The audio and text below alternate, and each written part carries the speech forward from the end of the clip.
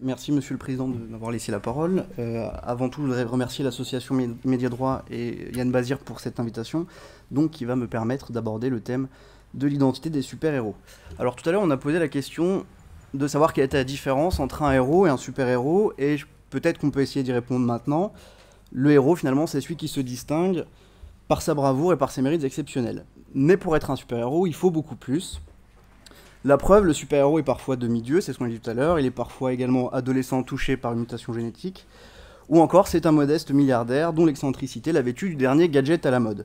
Donc pour être un super-héros, qu'est-ce qu'il faut? Il faut se distinguer des autres, on en parlait tout à l'heure avec les marques, il faut une sorte de distinctivité intrinsèque qui fait qu'on se différencie du héros et des autres super-héros. Donc finalement, faire le bien n'est pas suffisant, c'est quelque part qu'un accessoire, il faut des super-pouvoirs et surtout un super-costume qui donne une double identité.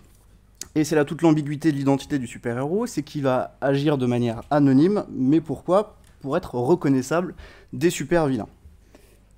Alors le super-héros finalement a plusieurs capes, et c'est ce qu'on a pu voir tout au long de la soirée. Il doit... c'est un justicier qui est responsable de ses actes, c'est un artiste qui va être protégé par la propriété intellectuelle, mais avant tout, il ne faut pas oublier que le super-héros est une personne, et c'est sous cet angle-là qu'on va aborder donc cette réflexion, à savoir comment le super-héros, comment le droit va pouvoir appréhender l'identité des super-héros s'ils agissaient effectivement dans notre univers. Alors pour répondre à cette question, il va falloir d'abord rappeler les différentes fonctions de l'identité. Alors il y en a à mon sens deux principales. D'abord une fonction pour autrui, c'est-à-dire que le super-héros doit pouvoir s'intégrer aux yeux des autres dans une société. Mais il y a également une fonction pour soi, à savoir le super-héros doit avoir le sentiment d'être. Et pour répondre encore à cette question, on va pouvoir aborder deux angles. Le premier angle, c'est celui où la véritable identité du super-héros serait révélée, comme dans Civil War. Et l'autre, donc l'autre angle, c'est celui où le super-héros agirait encore de manière anonyme, sous son costume et sous son pseudonyme. Pour l'identité du super-héros qui serait dévoilée. Donc c'est le thème de Civil War, et dans ces cas-là, si la loi de recensement du super-héros est adoptée, eh bien il va devoir lever son anonymat et déclarer son identité civile auprès des autorités compétentes. Et donc dans ces cas-là, on se réfère à l'identité classique, à savoir le nom, le domicile et les différents actes de l'état civil. Mais on est bien loin du principe finalement de l'identité, c'est-à-dire les deux fonctions que je vous ai données tout à l'heure, à savoir une identité pour autrui et une identité pour soi, puisque il s'agit finalement d'avoir l'identité du super-héros pour contrôler son activité. Et donc, on est très loin de ces deux fonctions. Alors, on peut noter qu'on n'est pas si loin qu'on n'est pas trop dans la fiction, finalement, puisque la loi du 11 octobre 2010, notamment l'article 1, nous dit qu'il est, je vous le lis, nul ne peut, dans l'espace public, porter sa tenue, une tenue destinée à dissimuler son visage. Hein. Donc, finalement, on est dans le cas du super-héros. Et puis, ça a été quelque part un peu confirmé par un arrêt rendu par la CEDH le 1er juillet 2014, DCS contre France, qui nous dit que c'est utile à garantir les conditions du vivre ensemble. Donc il va falloir dépasser finalement cette identité classique et puis trouver d'autres éléments qui vont permettre d'identifier le super-héros. Alors du coup, on n'a plus beaucoup de solutions. Puisqu'il va falloir, pour pouvoir trouver les éléments d'identité, trouver ce que le super-héros a en plus des humains normaux. Deux solutions. Première solution, la biométrie. C'est-à-dire on va utiliser finalement l'ensemble des procédés qui vont permettre de mesurer les différents éléments physiques et corporels du super-héros. Dans ce cas-là, le super-héros va devoir déclarer et enregistrer son empreinte digitale, mais également ses capacités corporelles notables, comme par exemple la présence d'adamantium dans le corps ou encore une pigmentation anormalement bleutée de la peau. Alors ces éléments vont être conservés dans un fichier numérique, une sorte de méga fichier qui normalement devrait être uniquement consultable par les autorités compétentes, et ils seront également présents sur la fameuse carte de super-héros dont on faisait référence à l'instant. Le problème, on en voit deux, c'est d'abord la complexité d'organiser une grille de lecture par rapport à ces éléments biométriques, puisqu'on a énormément d'éléments qui se différencient les uns des autres. Deuxième problème, qu'est-ce qu'on fait des héros métamorphes, puisqu'ils peuvent choisir eux-mêmes leurs possibilités, leur corps, leurs capacités physiques. Donc il va falloir trouver une seconde solution, et ce sera, à mon sens, la plus sûre, ça va être de prendre en compte dans l'élément d'identité l'empreinte génétique. Pourquoi? Parce que l'empreinte génétique, finalement, on peut la comparer en quelque sorte à un code informatique détenu par une seule et unique personne et qui sera immuable. Donc peu importe la forme que pourra prendre, par exemple, mystique, les outils qui vont permettre de déchiffrer son empreinte génétique, finalement, ne seront pas trompés. L'ADN sera toujours le même. On peut enfin citer l'arrêt S-Marper contre au Royaume-Uni rendu par la CDEH le 4 décembre 2008, qui nous dit que finalement ces mesures ne sont pas sans danger, puisque d'une part, la conservation d'éléments biométriques ou d'empreintes génétiques est considérée comme étant un traitement de fichiers à données à caractère personnel, et d'autre part, que ces fichiers risquent de violer le droit au respect à la vie privée. Donc il faudra que le gouvernement qui essaye de mettre en place ces différentes mesures fasse bien attention et prouve finalement le besoin de cette ingérence dans la vie privée du super-héros. Alors dans le cadre de Civil War, ça paraît justifié, c'est des raisons de sécurité publique, hein. On veut éviter Stamford, comme on l'a dit tout à l'heure, qui a fait 600 morts, dont 60 enfants. Voilà pour l'identité du héros qui va devoir, le thème du héros qui va devoir révéler son identité. Pour le héros qui va agir costumé, lui cette fois-ci, c'est pas réellement une identité puisqu'il agit de manière anonyme. Et il estime ça nécessaire puisque cet anonymat va lui permettre de protéger et ses proches et surtout ça va lui permettre d'agir en dehors sans se préoccuper de la légalité de ses actes.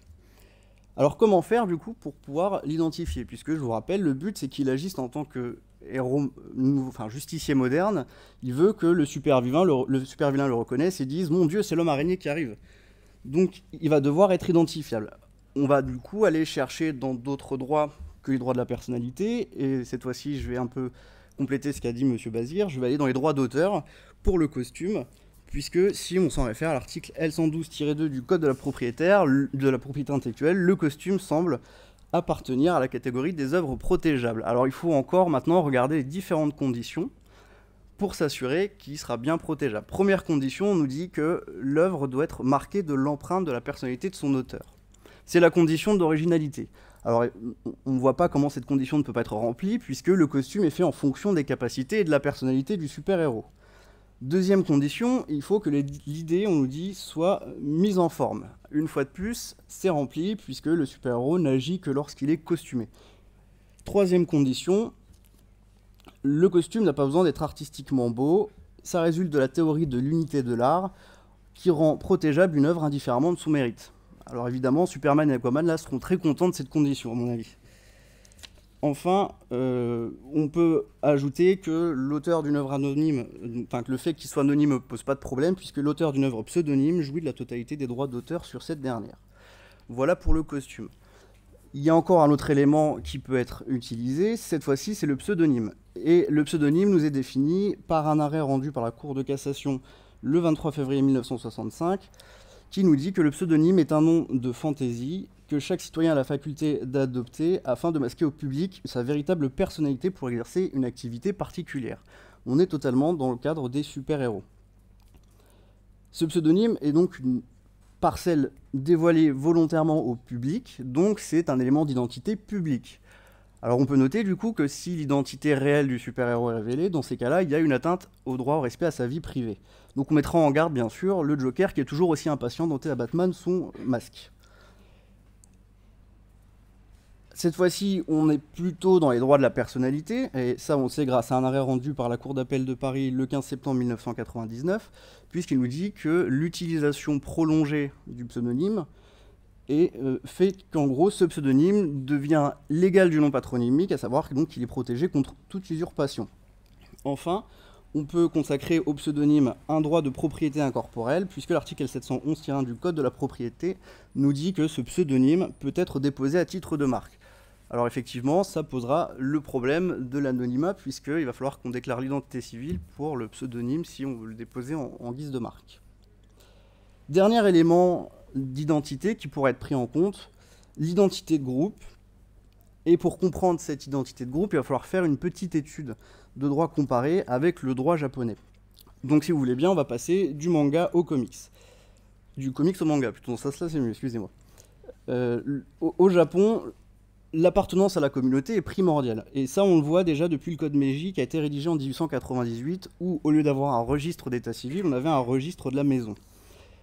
Et dans le droit objectif japonais, ce n'est toujours pas parti, puisqu'on a ce qu'on appelle le Kosekibo, qui est le registre de l'état de maison. Donc on est un peu plus proche du registre de l'état civil, mais on reste dans cette idée de groupe. Cette idée de groupe, ou du moins d'identité de groupe, elle se justifie par la perception du moi japonais. C'est-à-dire qu'on est dans une construction du moi binaire avec une relation verticale, c'est-à-dire maître-élève ou encore parent-enfant, qui suit la règle suivante: je dois faire ce à quoi tu t'attends de moi. Donc le subordonné qui s'abaisse devant celui qui dirige comme maître va lui obéir, en échange de quoi son maître va s'assurer de ne jamais le laisser dans une situation embarrassante ou encore dans une situation humiliante. Si on en revient aux comics, et plus précisément si on prend le cas des X-Men, eh bien on est totalement dans cette identité de groupe. Chaque mutant habite dans la même maison, donc l'Institut Xavier. Chaque mutant a un rapport de subordination avec son supérieur, donc les jeunes mutants qui viennent d'arriver vont suivre leurs aînés, sachant que bien sûr le maître du dojo ce sera le professeur Charles Xavier. Et les jeunes mutants, en échange d'un apprentissage et d'une obéissance, vont bien sûr être protégés par les mutants un peu plus expérimentés contre les dangers extérieurs, comme la peur absolue de l'évolution génétique qui n'est pas contrôlée.